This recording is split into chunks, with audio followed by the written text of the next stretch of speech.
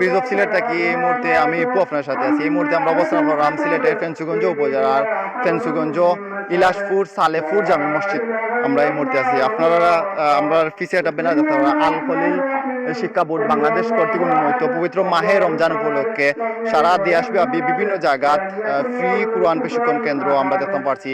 বিশুদ্ধ মাসলা মাসাইল শিখানির লাগি আপনার ছেলে মেয়ে বাচ্চা কাচ্চারে সারা রমজান মাস যেহেতু স্কুল বন্ধ থাকা বিভিন্ন জায়গাতে হচ্ছে, তার ধারাবাহিকতা আমরা দেখতাম পারাম ইলাসপুর সালেপুর জামে মসজিদ আজকে পুরস্কার ভিতরে সারা মাস ব্যাপী ফ্রি কোরআন প্রশিক্ষণ কেন্দ্র মাসলা মাসাইল শিক্ষার পরে কিন্তু আজকে বাচ্চাদের পুরস্কার বিতরণ অনুষ্ঠান। এই পুরস্কার বিতরণী 4 নং উত্তর কুষ্টিয়া ইউনিয়ন পরিষদের সম্ভাব্য চেয়ারম্যান পদপ্রার্থী আব্দুল হক ফাউন্ডেশনের চেয়ারম্যান জনাব আব্দুল হক প্রধান অতিথি হিসাবে উপস্থিত আসবে এবং তিনি আজকে এখানে পুরস্কার আব্দুল হক পুরস্কার চেয়ারম্যান জনাব আব্দুল হক বিতরণ খুব খুশি হয়েছি।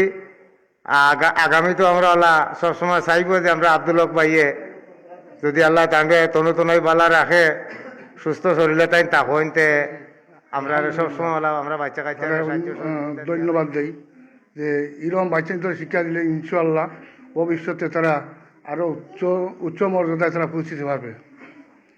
আলহামদুলিল্লাহ আজকের এই সবার যে উপস্থিত আমাদের আব্দুল হক তোমার ছোটো ভাই প্রবাসী তাই যে সময় দিছেন এই সময় তাহলে আমি ধন্যবাদ জানাই।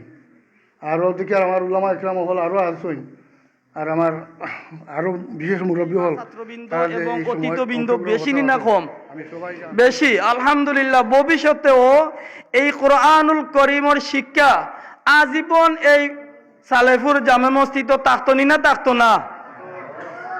এই জন্য এই যে আল খলিল কোরআন শিক্ষা বোর্ড যে একটা বরুণা সাবর আল খলিল যে উনি হইলা বরুণা সাবর ছেলে বড় সাহেবজাদা, উনি দুনিয়ার জমিনও নাই, ওনার রেখে যাওয়া কোরআন শিক্ষা তৈয়া গেছেন। আর এই কোরআনের বদৌলতে আল্লাহ আমরা এই এলাকারে উজালা কর্তা আর ওনার কব এবং কি গ্রামের নজওয়ান এবং যুব সমাজ মুরব্বিয়ানে আজম এবং মিডিয়া বাইরা যারা আইসেন তাদেরকেও আমি ধন্যবাদ জানাই। গঠনে এই কোরআন প্রশিক্ষণ দেওয়ার আমার সৌভাগ্য হয়েছিল।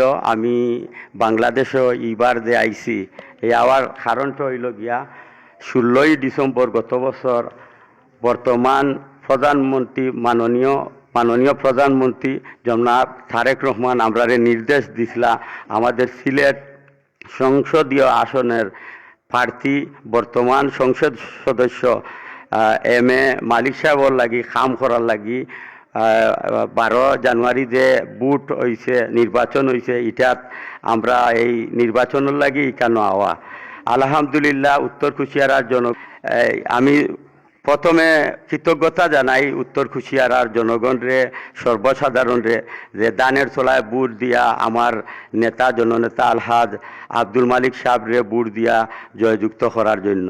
আমি দৃঢ়ভাবে বিশ্বাস করি এবং আশাবাদী সর্বোচ্চ এই আমাদের উত্তর কুশিয়ারার মানুষের প্রত্যাশা এবং আশারে পূর্ণ করার লাগি সর্বোচ্চ মন দিয়া এই উত্তর কুশিয়ারার সৌন্দর্য ডেভেলপমেন্ট উন্নয়ন করার লাগিয়া আমাদের এমপি সাহেব কাম করবা।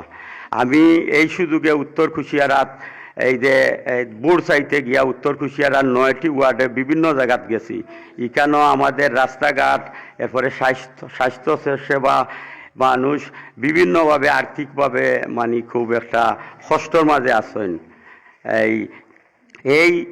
এই সমাজে অবস্থান শিক্ষা খাতে হোক আর স্বাস্থ্য খাতে হোক সব খাতে অবস্থান রাখতে হইলে গিয়া অবদান রাখতে হইলে গিয়া সুবিচার নিশ্চিত করতে হইলে গিয়ে উত্তর কুশিয়ারারে ডেভেলপ করতে হইলে গিয়া সুশিক্ষার কোনো বিকল্প নাই। যার জন্য ইসলামিক শিক্ষা হোক একাডেমিক শিক্ষা হোক কলেজের শিক্ষা হোক আর ইউনিভার্সিটি শিক্ষা হোক এই শিক্ষা দিয়াই এই জাতি গঠন শিক্ষাই জাতির মেরুদণ্ড। আর আমি অনুরোধ জানাইব যে আমাদের এই উত্তর কুশিয়ারার যে মুরব্বিয়ান আসন হলে সব এই শিক্ষার দিকে লক্ষ্য রাখবা। আমি আপনার সময় আর বেশি নষ্ট করতাম না। এই কমিটি সবরে ধন্যবাদ জানাইয়া আর প্যারেন্টস যারা আছেন মা বাপ যারা আছেন আপনারাও এইখানে লক্ষ্য রাখবা যাতে আপনারা ছেলেমেয়েরা সুশিক্ষিত হইরা কিনা। আর আমি ধন্যবাদ জানাই যারা এই শিক্ষক সকল যারা আছেন তারা এখানে স্বল্প বেতনে তারা কোনো বেতনও পাইছেন না। এই বেতন বিনা বেতনে যে এই ছাত্রছাত্রীদের সুশিক্ষা দিলা তারার কাছেও আমি কৃতজ্ঞতা জানাই। আর ইনশাআল্লাহ আমার পক্ষ থাকিয়া এই ধরনের শিক্ষা খাতে যতটুকু পারা যায় আমি অবদান রাখবো। আমি আর কথা বাড়াইতাম না, সবার সুস্বাস্থ্য কামনা করে আমি সংক্ষিপ্ত আলোচনা এখনো শেষ করলাম। আসসালামু আলাইকুম।